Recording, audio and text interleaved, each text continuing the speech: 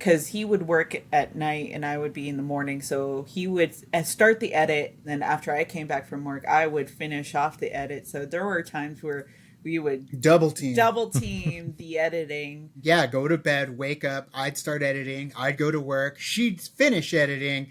And then we do it all again, man. And it was a 2-job system. 3, 2, 1.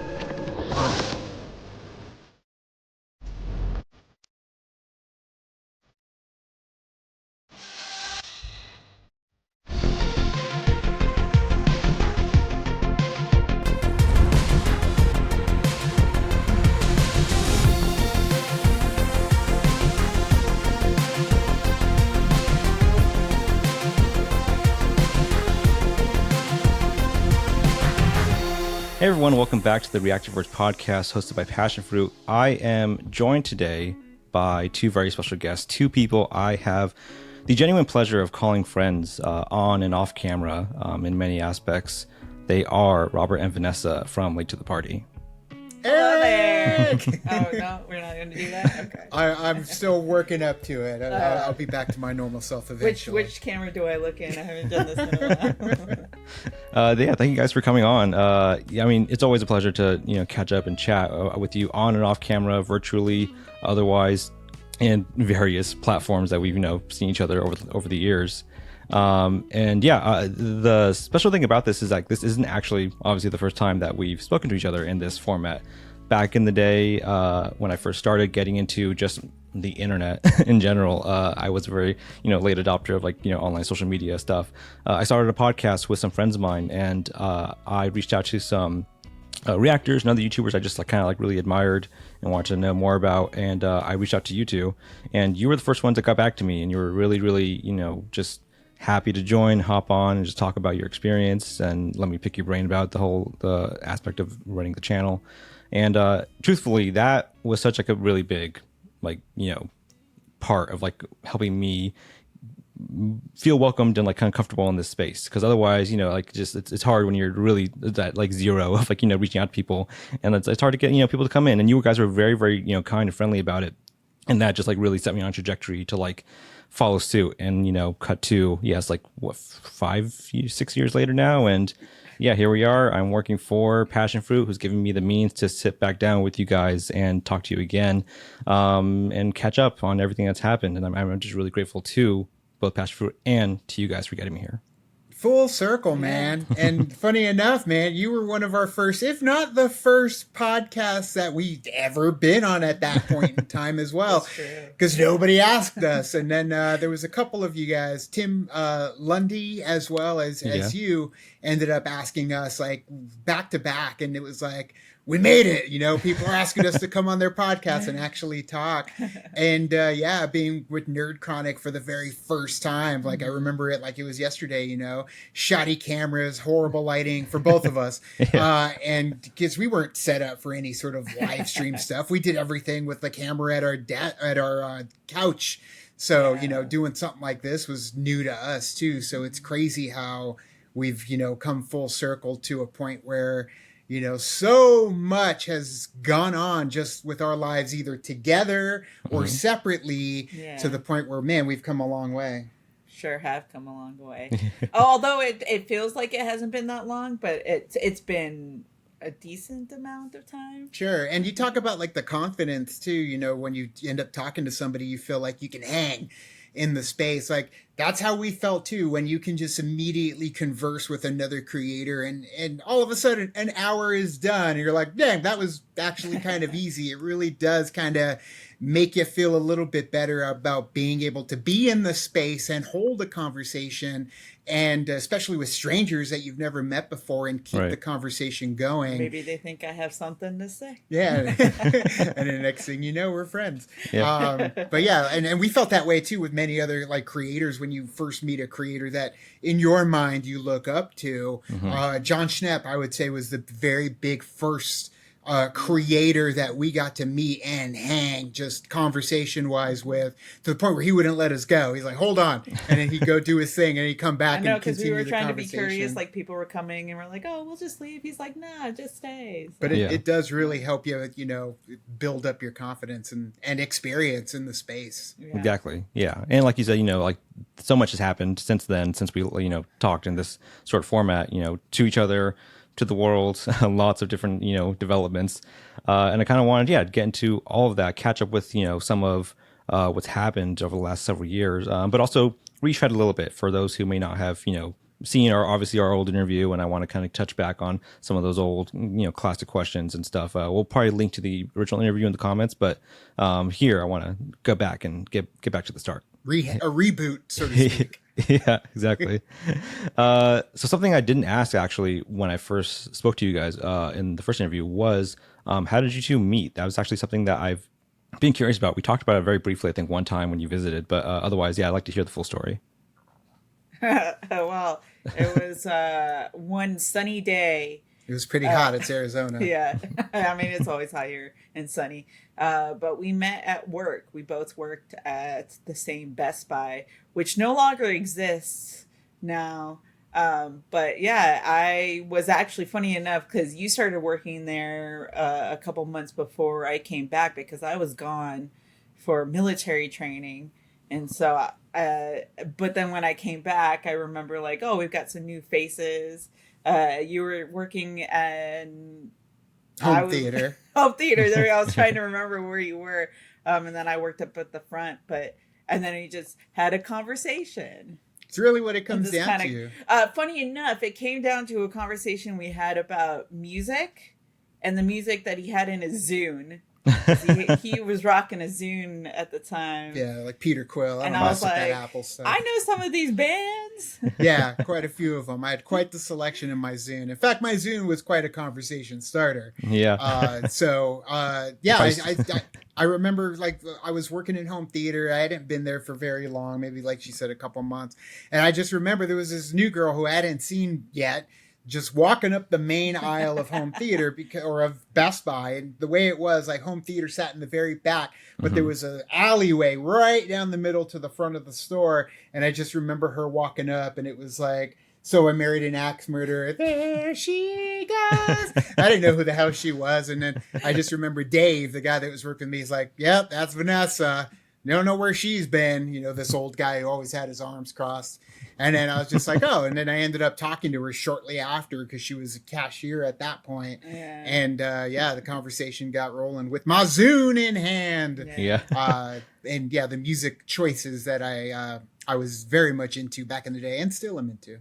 Yeah. I mean, that Zoom would probably still be a good conversation starter today. If I knew where the hell it was, man, I kept losing. They made them too small, the wafers. Because he lost one, and then I got him another one, and then he lost that one too.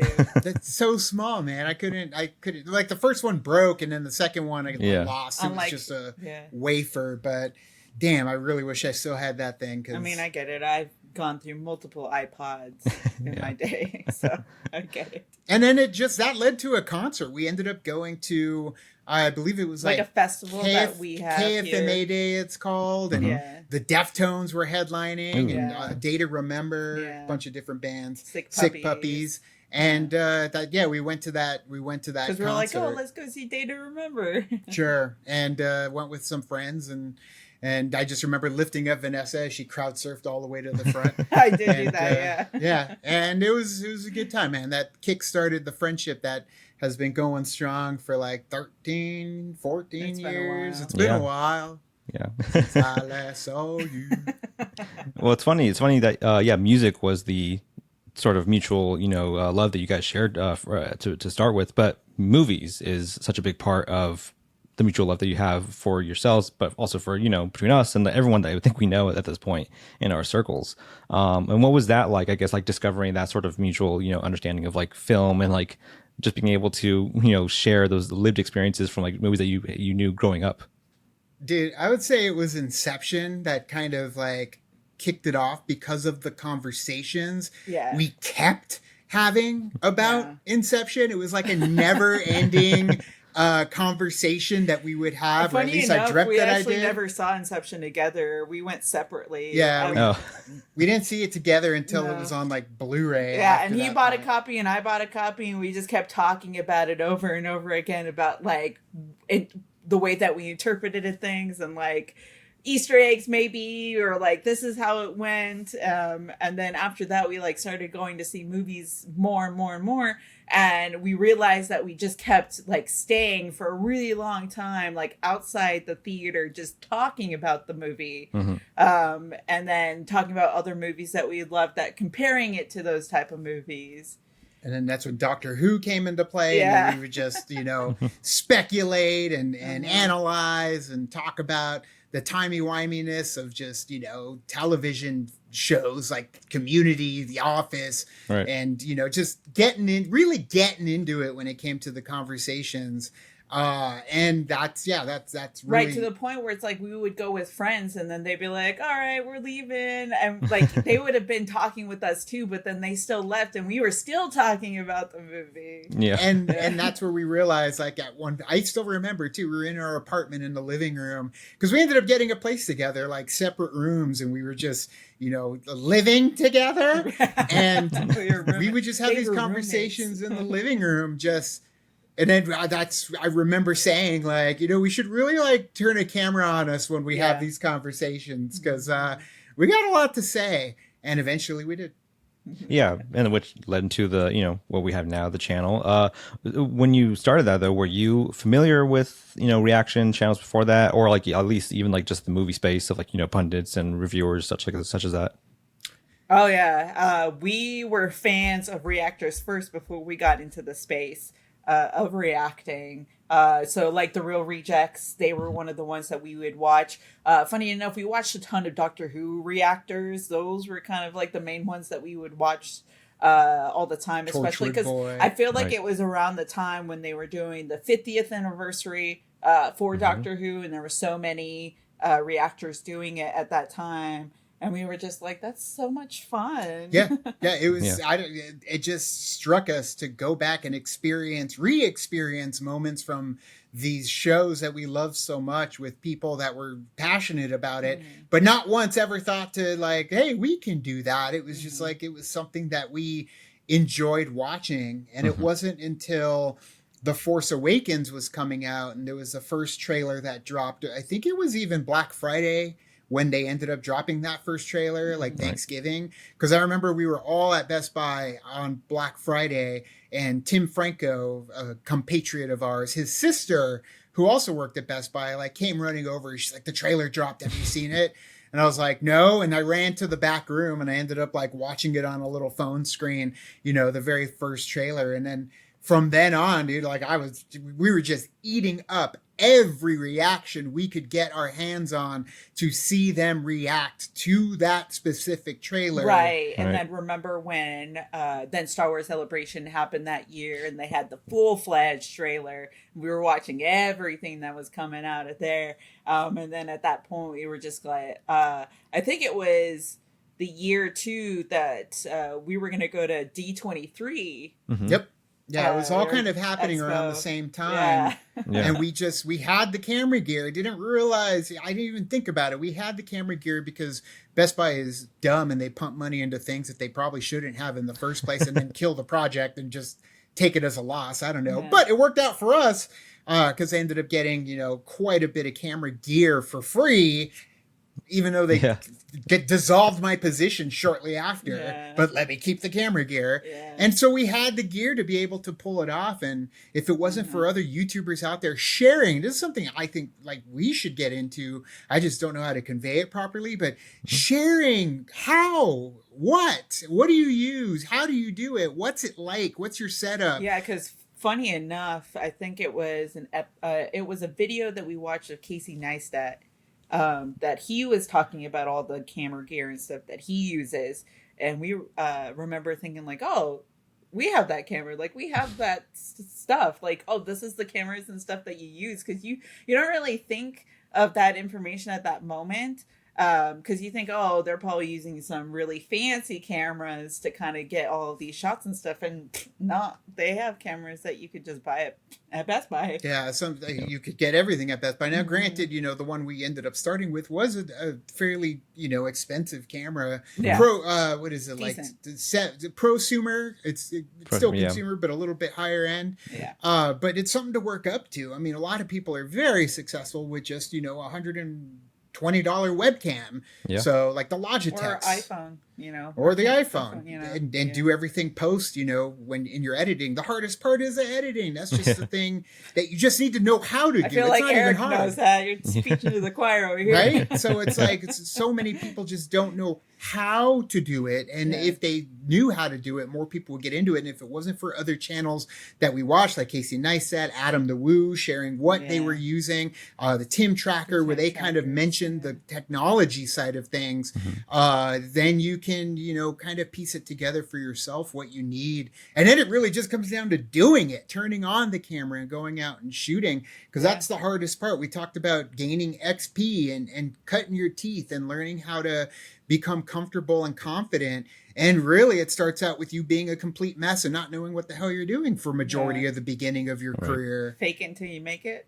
You have to. Yeah. You have to. I remember rolling into Old Tucson Studios at nightfall. Now, if you look up Nightfall on Old Tucson Studios on YouTube, we're like the top videos there for Nightfall, which is their horror event that they do. But the first video we ever did, man, we had no clue what we were doing. Aimlessly wandering. It's still on the channel. Yeah, it's still on the channel. Nobody watches it. We did one. Yeah, it's true. I think is it the very first video that we ever did was us like waiting in line at for D23 to wait in Hall E, just so that way we can get into the big panel for the beginning of the day. And then after that, I think we kind of just didn't. It was kind of overwhelming at that point a little bit. And so we kind of stopped a little bit for D23, but then we turned it on when we went to Disneyland. So it's a work in progress, and you can kind of see, like, as you go along, that you will grow, and consistency is key. So don't be afraid to fail, because you're gonna fail quite a bit in the very beginning. Cringe. Sure. And Eric, you've been there for many of the times where we whip out the camera and it ain't nothing, right? We're talking in front of crowds of people, or an arena, or what is it, like the theaters when we would do like the Schmodown, and we're doing reactions in front of everybody. Right. Like, it was no thing at that point, but in the very beginning, man, it's rough. It's something you do have to kind of work through to get to that point. Yeah, and that's the time to experiment. That's the time to kind of cut your teeth on, like, trying things out. Some things don't work, you learn from it, you move on. Speaking to some of the creators on this podcast itself, a lot of them say just like that's the best time you can stumble, because no one's watching you, at first. Like, you stumble, you get along the way, you can refine it once people are sort of, coming and seeing what you're doing. But also a part of that is, a big aspect for you guys that I really admire is just the name, Late to the Party, because that in itself is born out of the idea that you were aware that this was like a sort of community and culture that you were diving into that was already established. And but that doesn't deter you. That didn't deter you from starting it and wanting to establish your own voice in it. And so when you did start, what was that like? What was it like trying to find out, like, how can we be different? What's the best way to sort of differentiate yourself among the masses?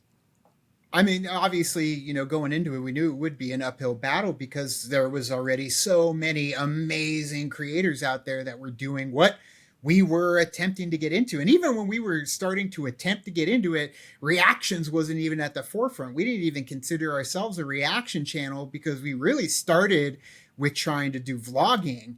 And it was when we were trying to do the vlogging that we really didn't know what we were doing, to the point where the reactions did seem a little bit more organized and focused to what you were doing, how you can edit it, how you can get it out there. Right. And it was a little bit more scheduled, because you did it when there was a video versus creating a video on your own. Mm-hmm. So what it came down to was doing whatever it is that you love yourself, like that, acting the way that you normally act, have the conversation that you normally would have with Vanessa, not trying to emulate, not trying to copy anybody. Like that was really what we tried to convey. And hopefully as a creator, that will come out as something original. It will come out as something that is not like everybody else, because your voice, your specific voice, hasn't been added to the chorus yet. Mm-hmm. So really it's like being genuine and organic as possible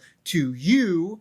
And hopefully that'll come across as such to the viewers. And luckily it really did. Like we added our own voices, our love, we shared our love, our quotes, our references, stuff that we would get. Because guess what? Even though you're sharing a reference that some people might know, the fact is that other people, as minimal as they may know that quote as well. Mm-hmm. And that's what links you. That's what connects you to that audience. The deep cuts. So I think that was essentially what we tried to go for, was like, if you think it's too deep of a cut, like, don't worry about it. Say it. Like, say it out in your videos, because there's maybe one person out of the thousands that watch that get the reference. But man, that one person build up that audience. Yeah. That one person is going to feel seen because, you know, they got the reference. So I think that's what we did, where it was like, you know, references from like Weekend at Bernie's, or, you know, the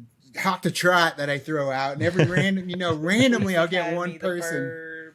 Sure. Yeah. And it's like, that's what us and Tim and Tim's sister Nicole, that's what we all do, is just throw out these random quotes. Fluent in movie quotes. And if you don't know the quote, that's okay too. Yep. Don't have to act like you know the quote. Just find out what it's from, and then watch the movie and enjoy it, and then you can start quoting along.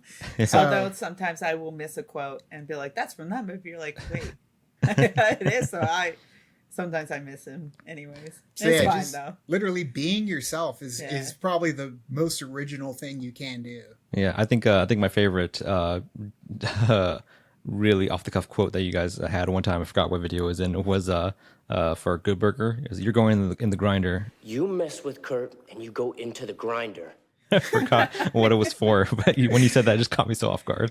Sure. And I this thing that sucks is I am getting older and my brain doesn't work as good as it used to. And so I'm forgetting a lot of references and quotes. And I feel like it's only hurting my brain, you know, to keep forgetting some of the quotes out there. But luckily, Vanessa's you're getting so more input. Yeah, more that's input. True. There you go. More input. Need input.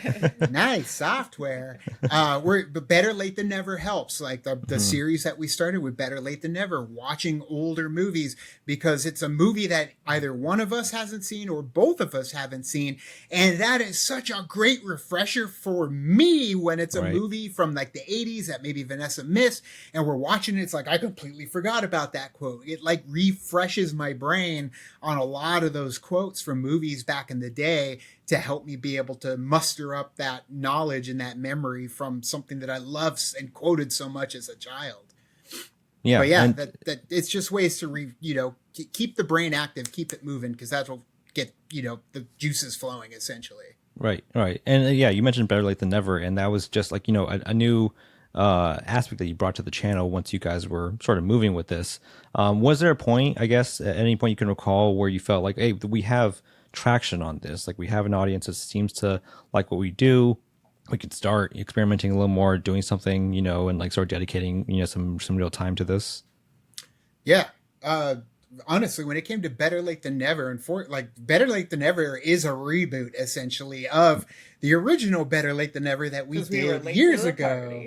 Because we did trailer reactions. We did retro trailer reactions. This is before we realized movie reactions would end up being a thing. We should have just been doing movie reactions back in the day, because that's where we really would have done a good job. But Better Late Than Never and Late to the Party, man, it's a way of life. We definitely were slow on the uptake, but the traction we saw with Better Late Than Never, of people wanting to go back and watch people experience and talk about retro movies, older movies, vintage movies. Like that right there was gaining some traction.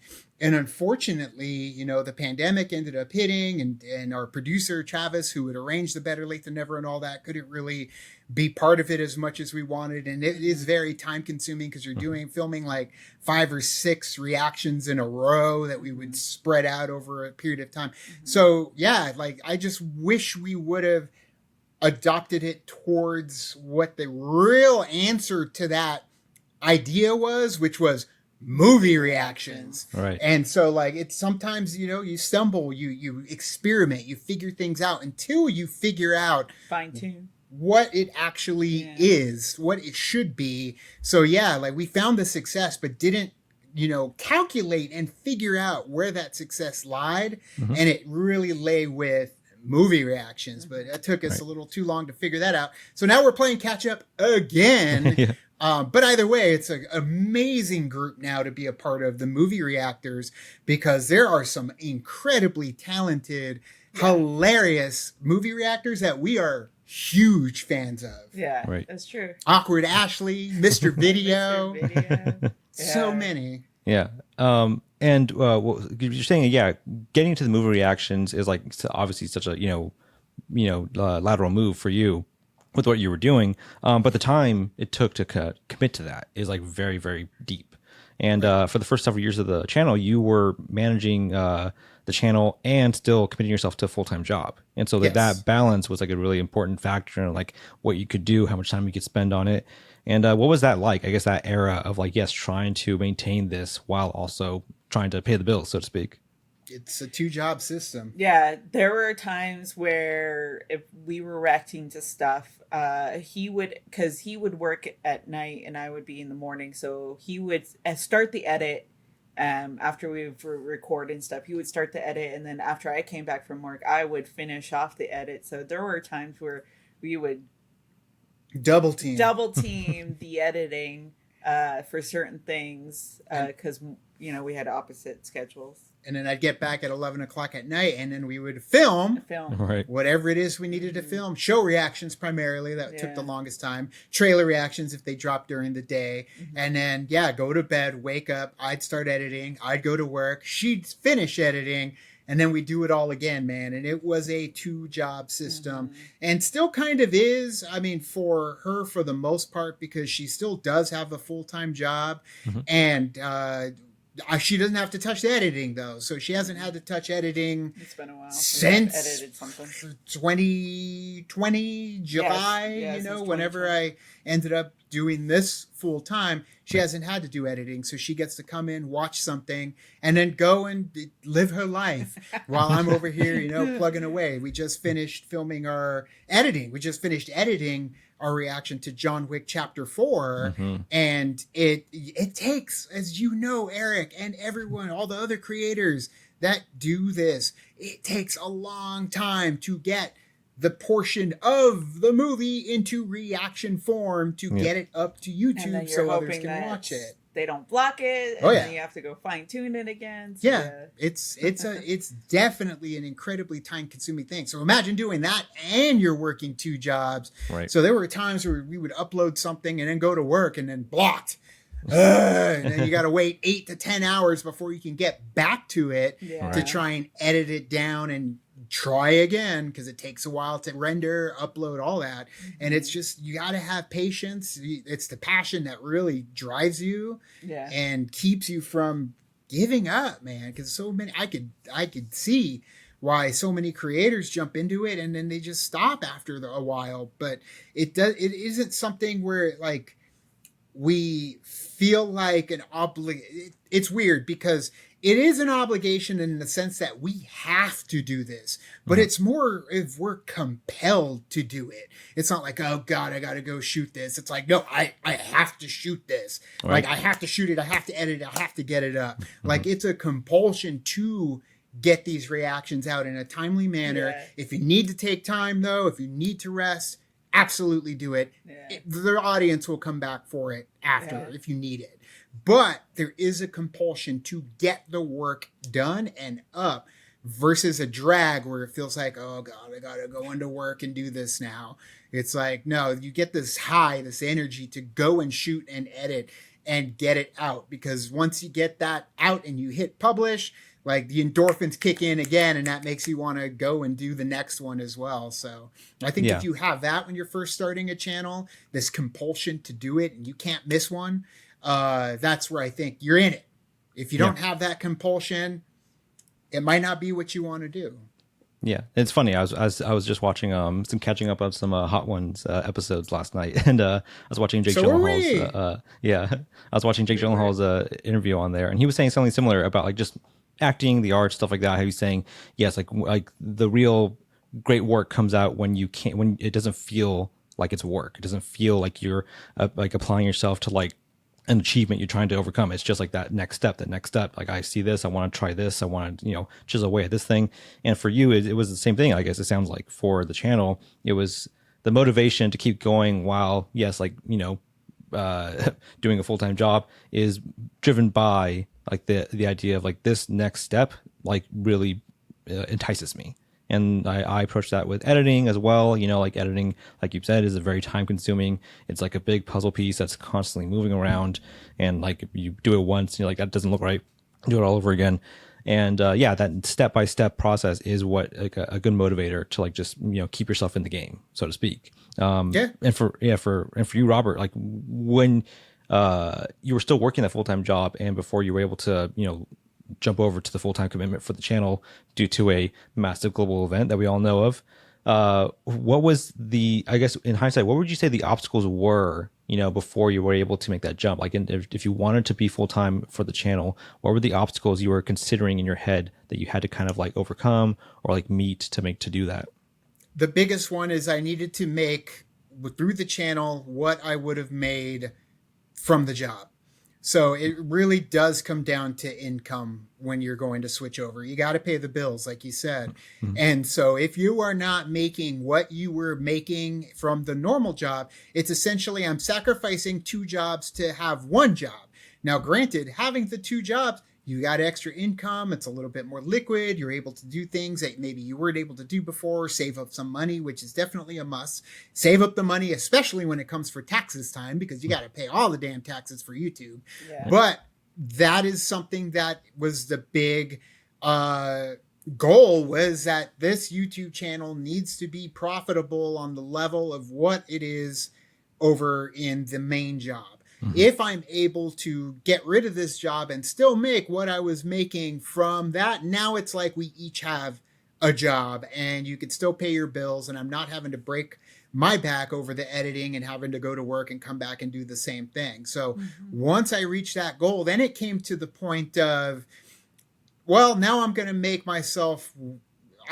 to fight for what I believe I'm worth at that job to see if it is something that will benefit me profitably more to the next level, to where I could still put in that kind of work and break my back, but get paid what I believe I deserve there to do this. Right. And after fighting and trying, and a very, very profitable year for the company that I was working at, they said no. And they said no multiple times, even though I had gone through the ringer for them during that global event, and our job was by far the most profitable because of the global event. They said no. They gave me a coffee mug, which is a great mug. I love that mug. But that's what they said. My gift was essentially what I earned was the coffee mug. So from that point on, when I realized that they weren't going to see my worth and my value, knowing how hard I had worked for them and doing all this over here, I let them know, well, while I've been doing this, I've also been doing this. So thank you very much. I'm going to go work for myself now. And I made the lateral move to come and work for ourselves. Now Vanessa's the boss, so she's pretty tough, but gives me a lot of vacation days recently. Sick time. Even though it's unpaid sick time, it's still, I don't have to bring a doctor's note every day that I'm not working. But there's so much more leeway when it comes to making your content and being able to take a breath of fresh air and be able to jump on things when things happen. And it is great. It is great for anybody that does make their own content. Yes, it's a never ending wheel though. Now you got to constantly make that content, but man, can you do it on your own time and your own supervision, which is incredible. I think it also comes down to that mentality of, because I have that other job, this is more of kind of like something like in a way of hobby, but also making money out of that hobby. Whereas like now that you're kind of solely focused on this, you have to change your mindset a little bit to kind of make sure like, okay, this is what I need to do. So that way it can still be fun to make and not push yourself to the limit where you're like, I don't want to do this anymore. And also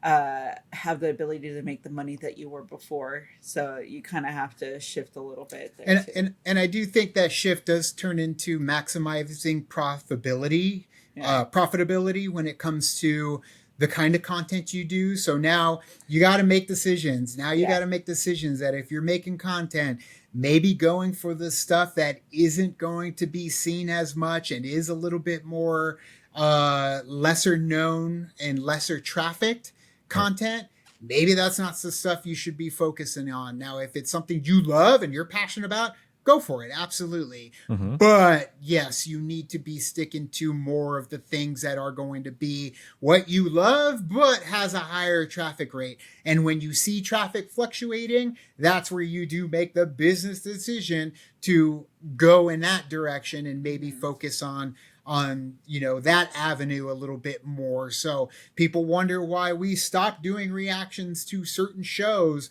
and it's because nobody showed up for them. Right. Barely anyone showed up for them. And unfortunately, in those situations, if we weren't having that great of a time watching the show and nobody showed up for them, it doesn't make it worth it. I mean, the writing's on the wall, right? Yeah. So you got to move on to something else and get there and listen to the fan base too, because if a bunch of people are saying, you really need to check this out, this is incredible, and you just, maybe check it out and try it out for an episode and see what happens, because we never would have looked into Squid Game, Arcane, like there's Alice in Borderland, like there's some incredible stuff that people were really highly recommending to us. That we, which one? Invincible, yeah. That they were recommending to us, but we didn't, at the time, there wasn't really anyone reacting to it, but that ended up changing, at least when it came to Arcane. And I know Kat and Sunny just went through Arcane themselves. So you never know, man. There's some of these shows out there that are amazing. Granted, sometimes you do have to take a risk on certain things where you think it could happen, but then it doesn't. And then there are other times where you kind of are like, nah, that's not going to work. And then it does. And you're like, oh, I got to get on it. Try it for an episode. That's the thing, is you try it for an episode. And if you liked it, if you had a great time with it, keep going with it. And, if you get halfway through and you end up hating it and nobody's showing up, then you make the decision to stop. You're the boss. Yeah. I mean, you have to look at it with like an algorithmic sort of perspective, like for yourself, to make sure that you're still being entertained. You're not just dedicating yourself to like, what's the big show that you may not be, enjoying as much. You got to have your own outlet on it. But the thing is, when you left because of that era, with the pandemic going on and everything, that was sort of a double-edged sword, because you jumped into it sort of because you wanted to commit yourself to the channel. But at that time, there was such a boom in terms of content that was coming out that would benefit the channel. Like there was, the new era of like Disney Plus shows, the new era of like HBO movies that were coming out, like just like all this stuff that was coming out, and that really just shifted the sort of streaming aspect of like stuff that would benefit creators and reactors down the line up until today. And so as you were expanding the channel for that, what was that like, I guess, having that new content, that new era of content happening right when you sort of needed it the most? It was great. It was good. It was amazing. It was so good. The most, it's kind of so tantalizing. Yeah, it was validating. Like it was this amazing world that we got to step into with all the Prime shows, not just Prime. I think it was a good way for us to kind of step into that movie reaction sphere, because they made it easier to react to it when they were putting stuff on the streaming instead of you waiting for it to be in theaters, and then you're like, okay, should I see it in theaters? Should I not see it in theaters? Should I wait for it to come out? So the fact that they just were like, but putting it on HBO Max or just having it made it a lot easier to kind of dive into it, because you're like, oh, well, we're going to watch this movie anyways. Might as well do it as a reaction. That's it. Yeah. Once when it was unfortunate for the theaters, right? Because we're still huge advocates for the theaters. We love going to our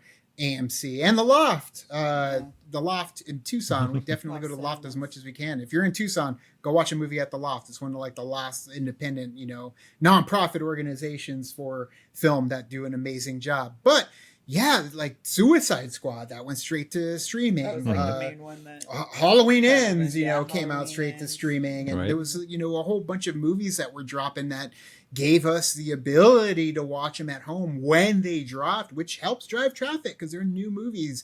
And that still is kept up today because even movies like John Wick and Fast and Furious, like all these movies. There's a shorter amount of window now from when they're in theaters versus now. That could hurt a little bit in the way of like the theaters and stuff, because now you're kind of like, okay, well, if there's that short amount of time, right, we could just wait for it and then do a reaction to it. There's that double-edged sword again. So you got that the double-edged sword there. But here's the issue, man. It comes down to quality. Yeah. So one thing that we did see that ended up being the downside to the boom in the streaming and Disney Plus and all these other everybody having a way to pump out this content.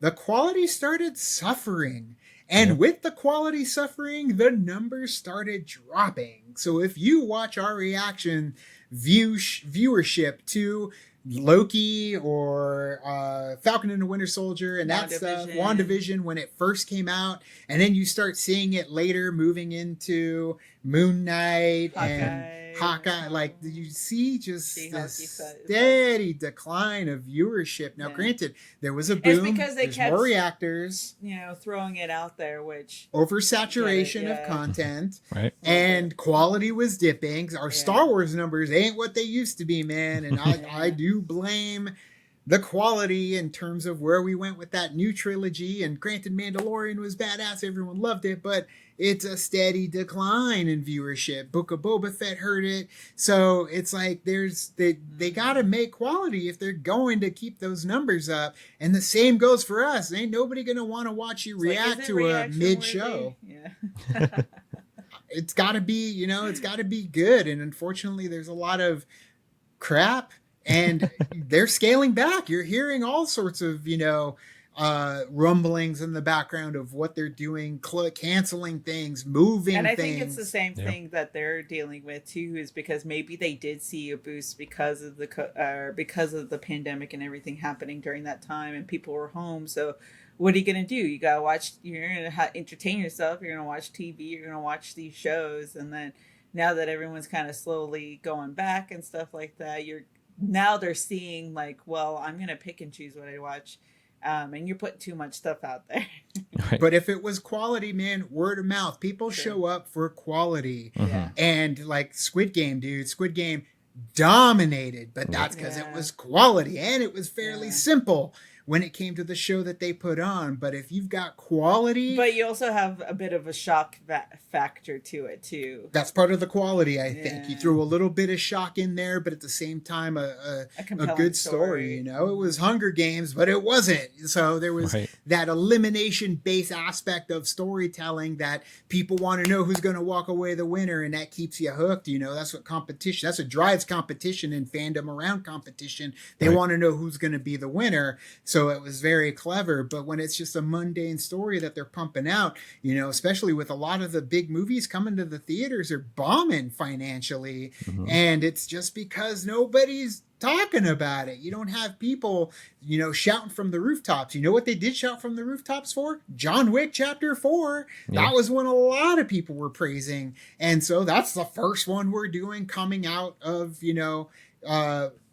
my return to the channel, because we were away for like a month. But it's definitely, it's up to the studios to make that quality, and it's up to the reactors to have fun and enjoy it so the consumers want to come and watch you react to it. Otherwise, it all starts at the top and works its way down when it comes to the show and the movies. And unfortunately, the oversaturation has kind of made things a little mundane to the point where people aren't tuning in as much as they used to. So what do? We pivot. We do reactions to the old stuff that everybody loved that want to watch reactions to. Yeah. And it's doing okay. Some do better than others. Our Blues Brothers video, we had never seen Blues Brothers before, and it's amazing. Had so much fun with that. And that one's doing really well. Rocky Horror Picture Show, really well on our channel. So, you find some gems out there that you've never seen. We may not be like the real heavy movie reactors that haven't seen anything. Right. We've seen Back to the Future. We've seen the Star Wars movies. They get more of a boost because they get the movies that are the very popular ones. But unfortunately, growing up with those movies, you've already seen them. But we do have some gems that we've never seen. Maybe we need the Men in Black thing to go. We have seen Men in Black as well, all of them. So. Yeah. Well, I mean, you mentioned the saturation of things, not just for the movies, but for the space as well. And over the pandemic, there came the other boom of what, I affectionately call it the pandemic babies, of people who were at home and were just like, hey, I've seen this stuff. I have nothing better to do. I'm going to sit down and react to this movie. And they just start, and some of them, just shoot off, they just over the last couple of years, they just, rocketed, to 100K, whatever. And then some. Yeah. And, so for you guys, you just passed 100K. So congratulations on that as well. Getting past that milestone. Mm-hmm. What would you what are your thoughts on the sort of the landscape, that as it's exploded? Because I know you two are fans of the community, and that's something that I've always appreciated when you come into our summits, when we talk to people who are your peers, but you always express yourself as fans of them as well. The newfound era of the reactors that have come through the pandemic, what are your thoughts on that whole thing? There's a little bit of spite. But at the same time, it's that, I don't know, it's that, that camaraderie. I don't know, what do you call it? A little bit of competition, I feel. Healthy competition? Yeah, it's weird. We love, we watch them. But we go in there and watch Mr. Video just put up Crocodile Dundee, and I'm all over that. I love it. He just did Police Academy last week, and we still got to do Police Academy. So part of me is like, damn, we should have done Police Academy. But it's the other half of me is I'm excited to watch. I will watch. I'm one of them. I'm going to be one of the 100,000 that end up watching the video to whatever. So many times it's did they put a new video up yet? Did they do this? We're waiting. Did he finish Harry Potter yet? Did he finish Star Wars? Did Ashley finish this? It's interesting to kind of watch them to start off to where we were before, and the point where there's times where it's oh, that's a good idea, and certain things that they do or certain edits that they do that we're we like that too, or I criticize the hell out of them and say, what are you doing? Where we criticize too, be why'd you do that?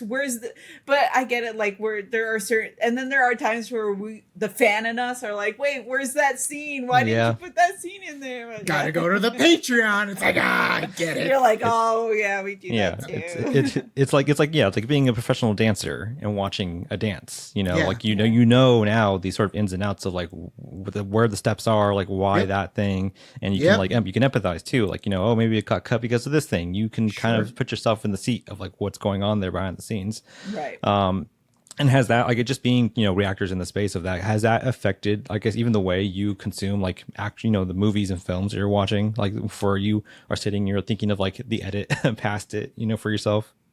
I mean, a lot has changed. I think with the Schmodown, a lot of how we consume movies and utilize everything has changed, because man, there is so much. I'm constantly compiling a list. We're constantly adding stuff to the list of things we've never seen. Stuff will be on the TV that normally I'd be oh, I want to watch this, but if she's there, I can't watch it because she needs to watch it still, and it'll add it to the list. Mm-hmm. When we're watching a movie, I'm constantly thinking about how I'm going to cut something that just took place.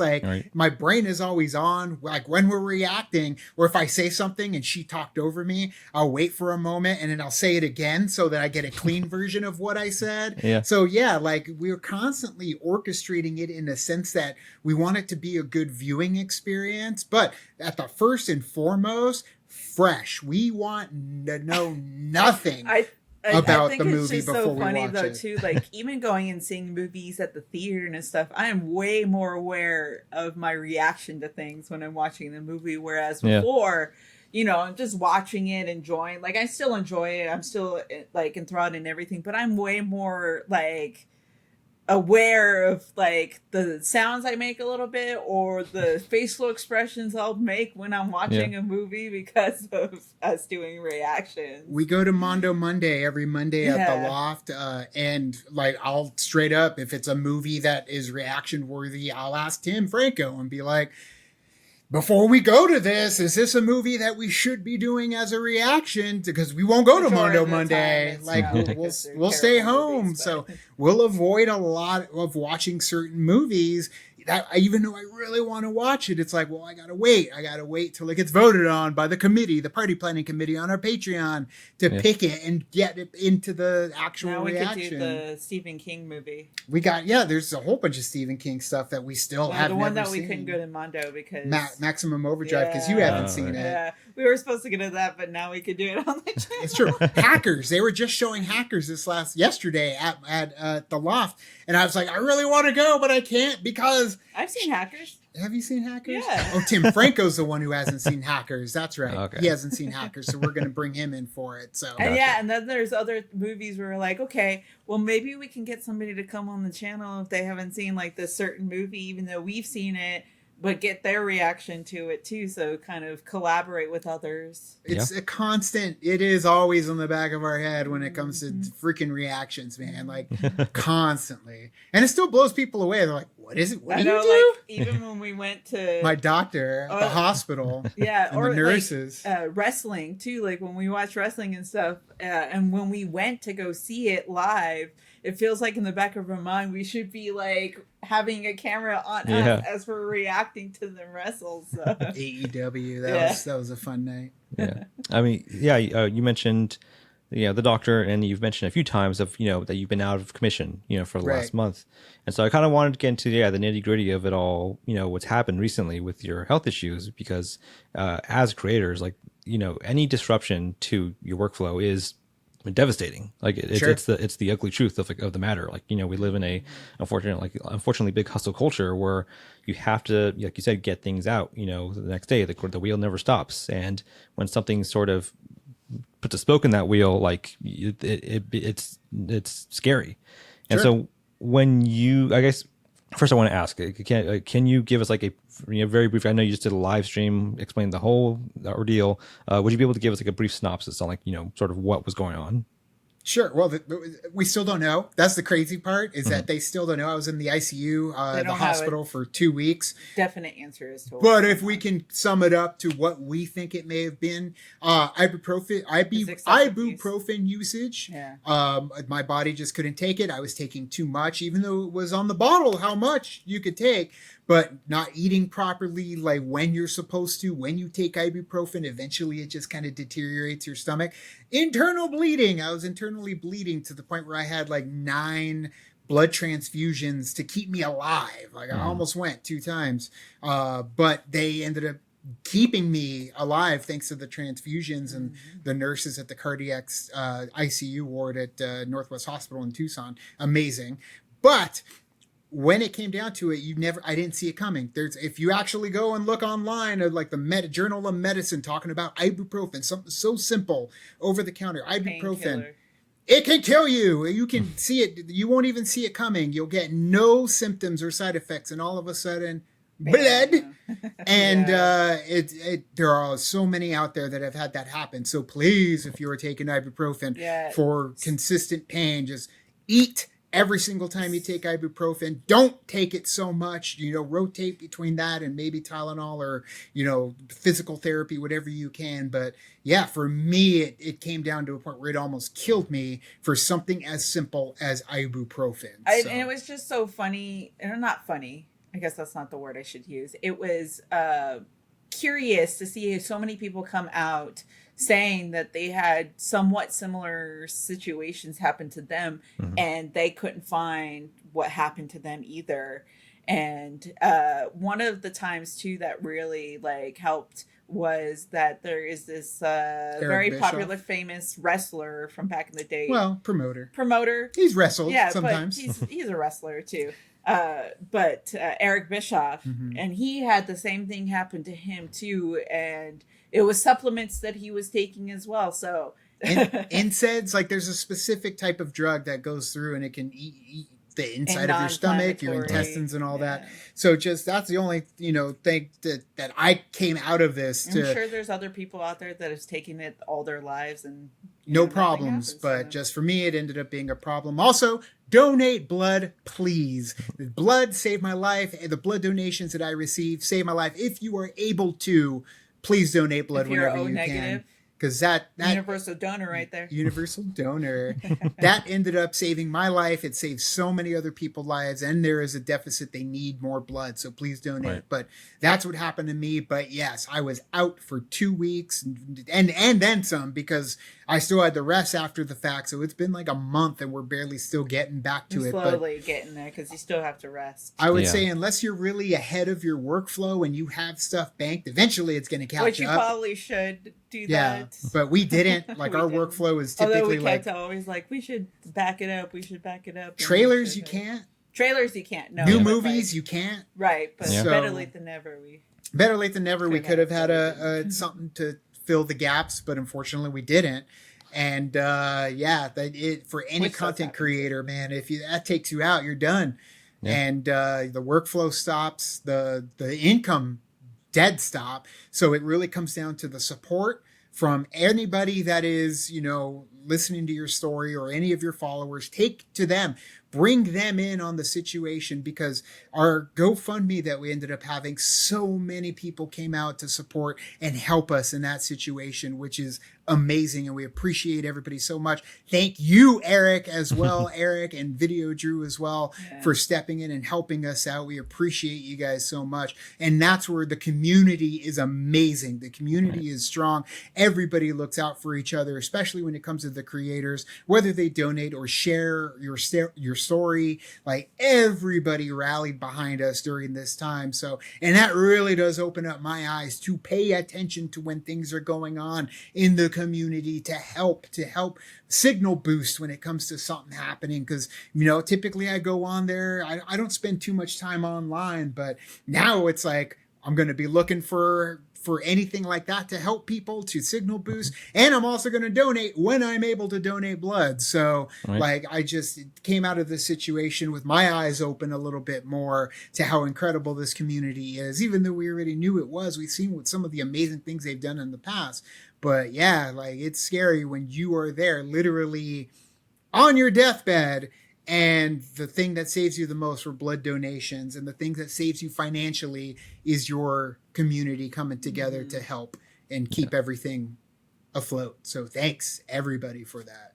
Of course. Like you said, it's very important to, one, like you said earlier, take care of yourself, beforehand, so you don't hopefully get in this kind of situation. But two, yes, when you're able to do this and build an audience and a community behind you, it's comforting. It's comforting to sort of summon that sort of support when you need it most. And it's not something that I think any of us want to do. It's a very American sort of issue, right? Because I was talking to Sonny from Kent and Sonny, and we spoke off camera about it, about health insurance and stuff like that. And he was like, "Oh yeah, I forgot you guys don't have health insurance over there."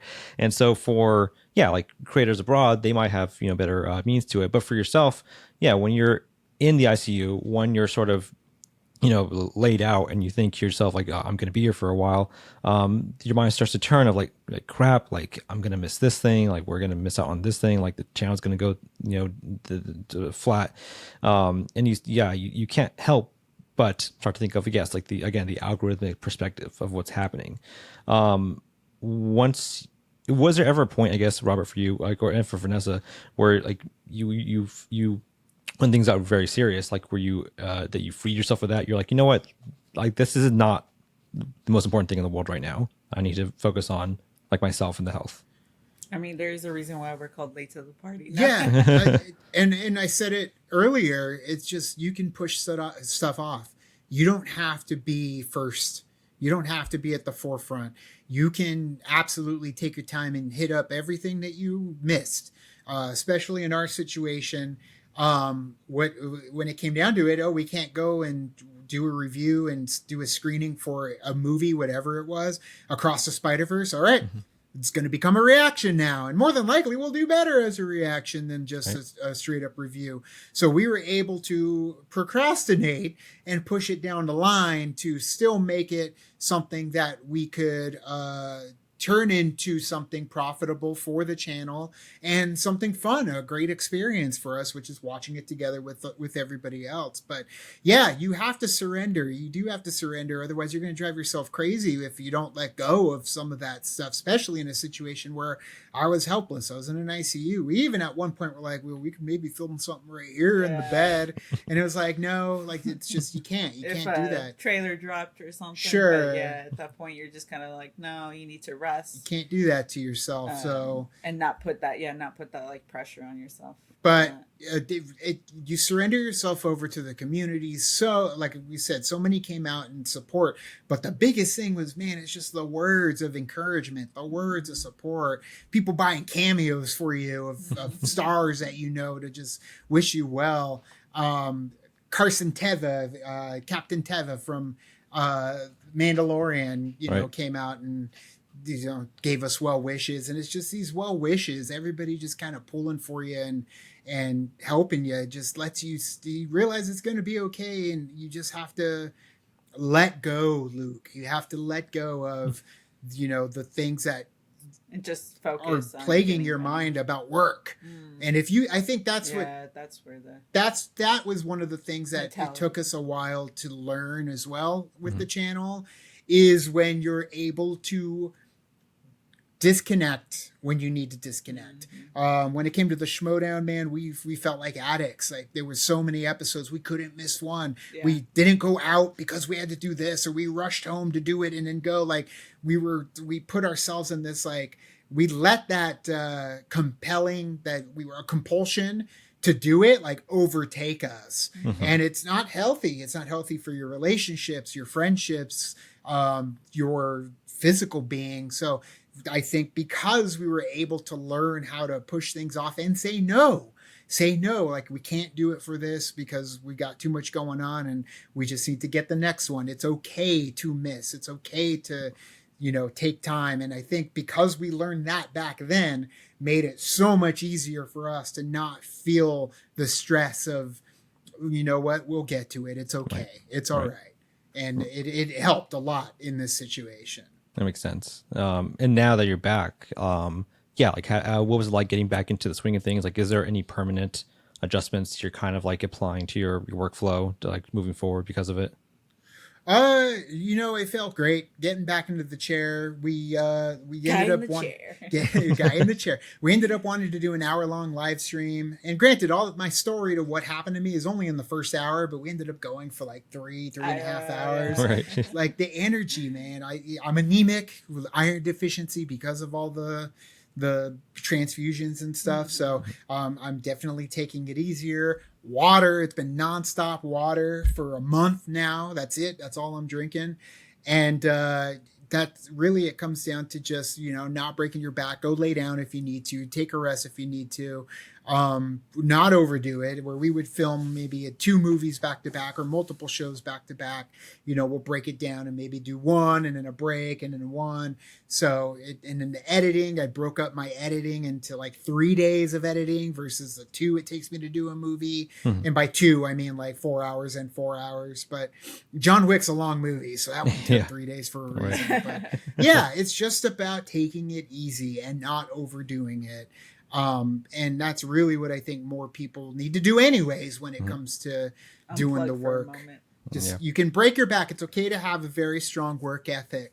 But if you're physically breaking your back and you're over exerting yourself emotionally, you need to take some time. You need to calm down, slow it down. It's okay.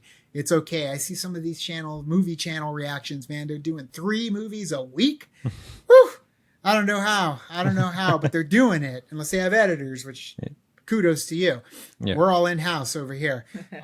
But it's, you just got to take some time. And I think that's what I'm really trying to, hold at the forefront when we're coming back is don't overdo it for sure. Right. Yeah. I mean, that's a fantastic message to keep in mind, for this work and any kind of line of sort of hustle culture, so to speak. And, with that, to slowly kind of wrap things up here, I want to ask, you've spoken about, I think, these aspects over the course of, the last hour, but I want to ask specifically, how do you think you two have grown, over your time with the channel over the last, six or so years?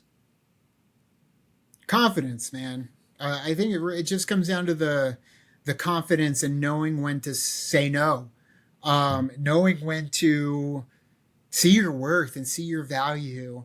I feel like the channel really did help me see that, because for the longest time in my whole life, I was always just kind of the yes man who did everything to please you, to make you happy, work-wise. It was always me bending over backwards for others and taking advantage of when it came to my work. And eventually, through the channel, through growing up and just the experience of being able to work for yourself and work on your own and see what you're able to create, and the results aren't always financially. The results are the experiences, the people, the opportunities that end up coming your way, to the point where you can say, no, thank you. Like, we appreciate it so much, but I don't need this, like the thing you're trying to give me to promote or whatever for your channel. Right. Like it before, it was like, yeah, okay. Like, I felt bad saying no to somebody that told me to hold up their water bottle in the video and they would put some code in our thing. Like, over the time, it helped me develop some sort of confidence in that aspect, the business side of things, and in my work, to know that what I'm putting out there is going to connect with somebody, no matter how many viewers we do end up getting on it. It's like, I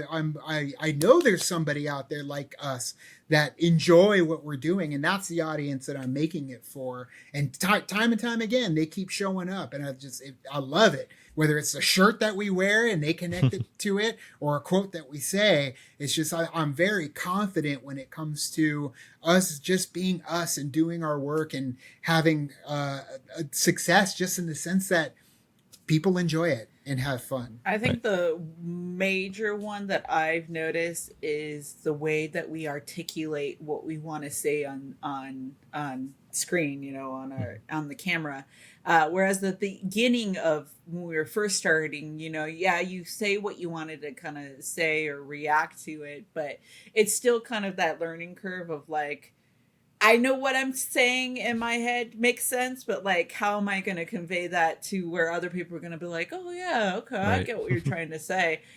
Because, you talk to friends and stuff, you don't have something there that other people are going to be watching at that moment. So your friends will know what you're saying because, they understand what you're talking about because you've talked to them so many times. But it's like, over time, I felt like we articulated better of the words that we're trying to say in our videos and certain things, and making them cleaner versus saying like, well, we needed to say in a big roundabout way. We just cut to the chase of what we want to say. Right. So that is probably one of the bigger ones I've noticed.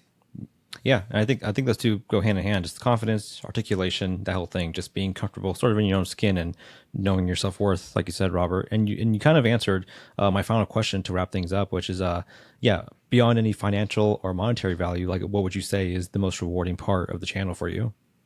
Man, and I wish more people would like the friendships you learn along the way. You learned, or you get along the way. There you go with that articulation. I know, right? I know what you meant, but still, no, you're right. The friend, Eric, like, you're one of our best friends that came out of doing this channel. If I could like pull out out of a hat the people that were the ones that were most influential in our growth, just in terms of that connection to Los Angeles and getting us over there to the experiences that we were able to experience. It was you and it was Wendy Lee Zaney and Dustin Zaney. Like, you guys were incredible in just accepting us into your homes, into your friends, into your families. Like, it was getting over there and just hanging out with you guys. Like, at the drop of a hat, you were so welcoming to us that made us feel like that was our home away from home when we were like, I miss going to just Burbank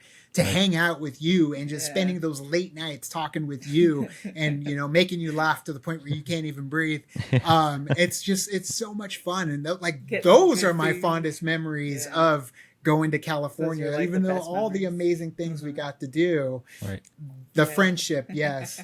But yeah, for me, and I wish more people would say it, but a lot of people are like us to where they don't comment in the comment section. They end up watching and then they move on to the next video. Like, we're notorious for that. I know, too. We gotta, like, as much as we say, like, we're a fan of these people, we like watching reactors and stuff too, but we were more of like the silent fans where we would watch, but we never really commented it and stuff. And so that's probably a thing that, you know, we need to get better at going in and commenting and stuff, because they're like, oh yeah, because then you have those conversations again with them too. But what I was saying is that I wish more people that do find those quotes and connections with us on the things that we say, that they would say so in the comment section, because the ones that, like, that is what makes our day. Like, when we throw out something and I'm like, did anyone get that reference? And then like 3, 4, 6 months, a year later, somebody's like, oh, I got that. I'm like, oh, okay. Like, that's what makes our day. I always love it when like there's something that I say that I'm like, I chuckle at myself, and I'm hoping that other people will chuckle. And then, of course, you know, in the comment section, that was great. That was so funny. You're like, okay, now I feel better. it comes down to, and what I notice is like, my shirts, the ones that I love, the ones that I pick. I've got, you know, Weekend at Bernie's shirt. I got Son-in-Law. I got Biodome. I got Hackers. And it's like those get that kind of love. Those get the people who are like, is that a Hacker shirt? Hack the planet. Like, they threw out the little quotes. Viva los Biodome. And I'm just like, okay, that there. But yeah, like, to me, that is the most rewarding, is when somebody connects on a quote level. Because I feel like that's where I made my friends, man. The friends that I have the deepest connections with are the quotes. California goes bankrupt. California, California. Exactly. Stand up, Dad. Take a bow.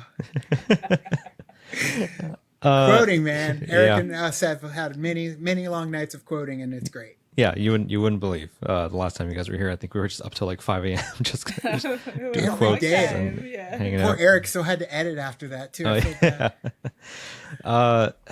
you guys so much for coming on. I have our final questionnaire, which is inspired by the James Lipton Inside the Actor Studio type questionnaire of the proudest questions that he has at the end of the show.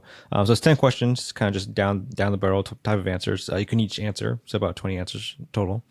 So let's get started. The first question would just be, what is your favorite show? The Office. The Office is my favorite show, but if we're thinking about like something currently, Ted Lasso. Okay. I love Ted Lasso. The Office. Always The Office. I didn't even have to think about it. What is your favorite film? Titanic. It's still Titanic. I mean, it's pretty relevant right now, but yeah. Titanic. Mine jumps around like crazy. It's always used to be The Usual Suspects, but you know what? I'm gonna say The Burbs. It's just it's been a comfort movie for me so much through the hospital stuff. So The Burbs. True. Yeah. What stresses you out? A lot of things. Getting in trouble. Yeah. Or thinking I'm going to get in trouble, or did I park in the wrong spot? Like that. Getting in trouble stresses me out. Yeah, getting in trouble stresses me out. But honestly, and it's kind of ironic that our name is called Late to the Party. Being late to anything, stresses me out. Sure. It's fair. It's ironic. Yeah. What helps you relax? The Office. Music. The Office. The Office. Taylor Swift. The Office helps me. I agree on The Office very much. It's a very good comfort show. It is. What pastime outside of film and TV do you enjoy the most? Dang. Playing video games? Yeah. Reading? Sure. I get so bored. Like, it's weird. I get bored of video games so quickly now. I like playing the Switch, so. Yeah. I mean, video games has always been the one. I would say like riding bikes with my friends. I don't do that anymore, but I did it like crazy in the past and it was amazing back then. But now I just get tired thinking about it. Yeah. So yeah, we'll say video games. Like reading. If I find a good game, like I'll dominate that thing and I love it. True. Video games. And reading. I like reading. That's good. What is your guilty pleasure show or film? Ooh. Hot to Trot. I love Hot to Trot. And people think it's probably so stupid, but I just watched it again like a couple days ago. It's for free on YouTube with ads, but it's free on YouTube if you want to watch it. Hot to Trot with Bobcat Goldthwait and John Candy. I don't really have a guilty pleasure, but I mean, I'll TikTok. Yeah, on TikTok. I'm on TikTok a lot, but I guess the first Tomb Raider movie. I'd watch that a lot. Yeah, really? You really love those Tomb Raider movies. Not the second one, but the first one. Okay, the first Tomb Raider movie.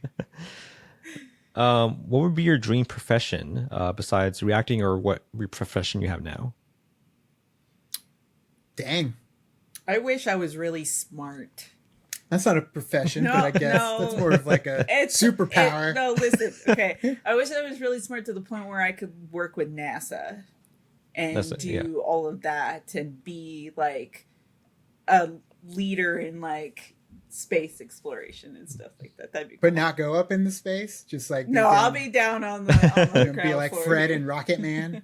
I'll send a rocket up to space. But I'm not smart for that. I'm not as smart for that. Profession, man. I don't know. Like I also like acting, but I feel like that's not doing what I'm doing. Maybe like film historian, but more so filming locations. Like, maybe I thought about that. There you go. Like, you could. They were hiring that at like old. Scout. They were doing that at old Scout, Tucson. In fact, Santee from Arizona Ghostwriters, he's another YouTube channel. They passed 100K, and he does like Western history, both movies and just regular Western stuff.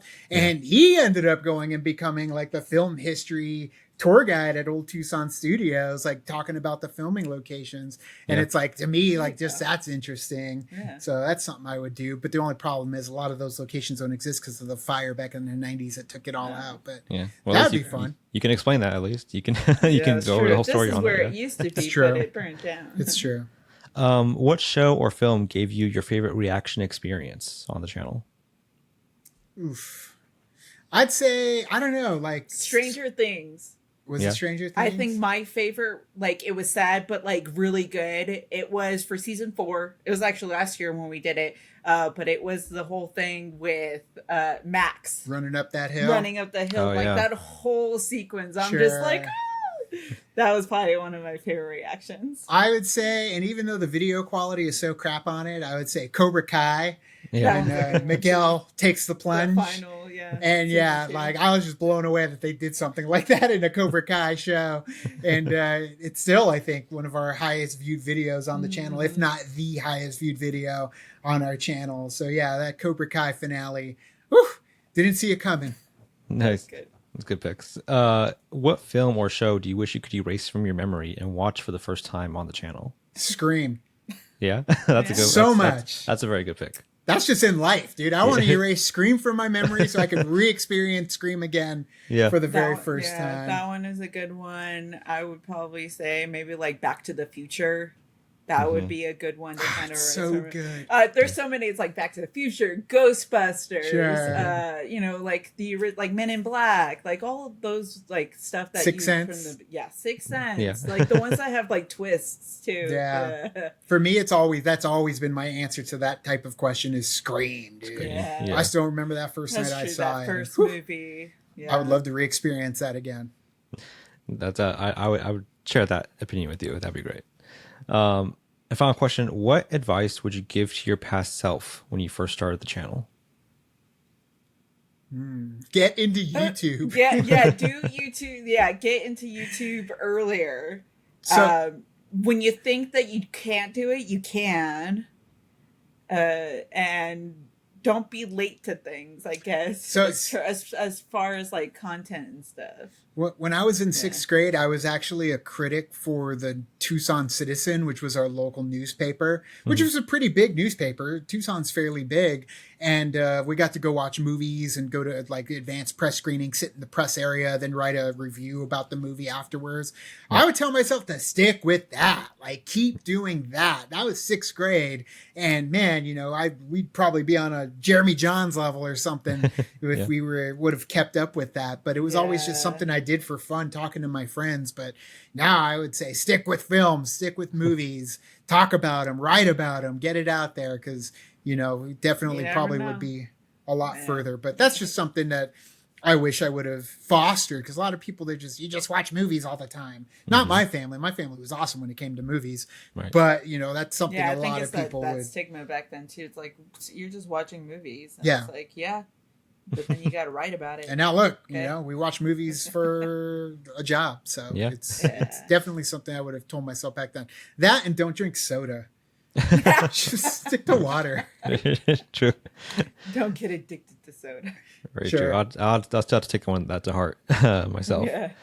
Thank you guys so much for hopping on. Again, like I said at the start of this, it's always a pleasure just to catch up, and coming full circle on this thing really means a lot, just to have you guys back on to sit and chat and like go over like everything that's happened with both of us, you know, over the last several years. And I really, again, appreciate you coming on to share your wisdom with us.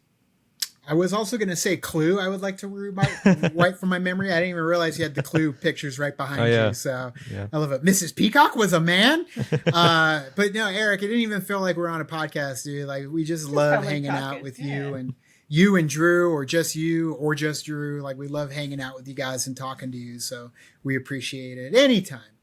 Of course. I'm sure we'll do it again soon. We will. We definitely will. Where can people find you? On YouTube, social media, anywhere? Late to the Party, wherever. Look it up. Facebook, Late to the Party. Twitter, Tumblr. You'll see it. Instagram, Discord. Yeah, it's fun. It's a good time as well. So if you want to go watch us, watch things, and freak out over some of the stuff that we've missed over our lives with the Retro Reaction series, Better Late Than Never, you can do it there. Late to the Party. It's a good time. Great. Thank you everyone for watching. If you're watching this on YouTube, please like, subscribe, share, all that good stuff. If you found this on the newsletter, please share the newsletter. Please let everyone know where they can subscribe to that as well. We always appreciate the numbers on that, and we will catch everyone on the next episode. Bye.